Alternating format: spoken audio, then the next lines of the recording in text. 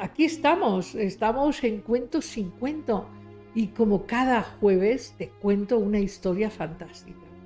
Esta historia se llama El devoto y la prostituta. Y efectivamente es una historia que cuenta que en un pueblo pequeño, en una ciudad pequeña, vivía una prostituta que efectivamente trabajaba recibiendo hombres en su casa. Y en ese mismo pueblo había un devoto, un hombre al que le parecía terrible lo que hacía la prostituta. De manera que este hombre la encaró y le dijo: «Mala mujer, eres una gran pecadora. ¿Cómo se te ocurre faltar así a la ley? Eres horrible mujer. Y para recordártelo, yo voy a colocar una piedra en la puerta de tu casa por cada hombre que te entre a visitar».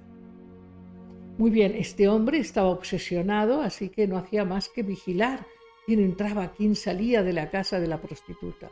A todo esto la prostituta pues estaba mortificada y pues no se le había ocurrido qué otra cosa hacer para salir de sus penurias, de sus dificultades.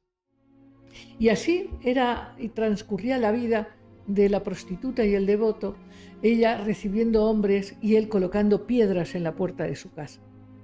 Una noche hubo un terremoto y sí, cayeron todas las casas de esta ciudad y murieron muchísimas gentes. Entre las gentes que murieron la prostituta y el devoto. Y se encontraron en el Consejo Celeste, en el Tribunal Celeste. Y entonces en el tribunal dijeron: la prostituta debe ir al cielo, ese devoto, este falso devoto, al infierno. Y el devoto dijo: pero ¿cómo es esto? Estáis equivocados, la pecadora es ella es la pecadora, yo soy testigo, yo la estuve viendo, ella es la pecadora, ella debe ir al infierno, yo, en cambio, he sido devoto, he sido un hombre bueno, no he cometido pecados, yo debo ir al cielo. Y le dijeron: no, estás equivocado. Aunque la prostituta pecó con su cuerpo, no lo hizo con el alma. Todos los días ella pedía ser liberada de este oficio difícil y repugnante. Pero tú, en cambio, la llenaste de humillación, de castigo y estuviste obsesionado en el juicio y en el castigo hacia ella. Así que tu alma sí es un alma ponzoñosa. Te corresponde irte al infierno.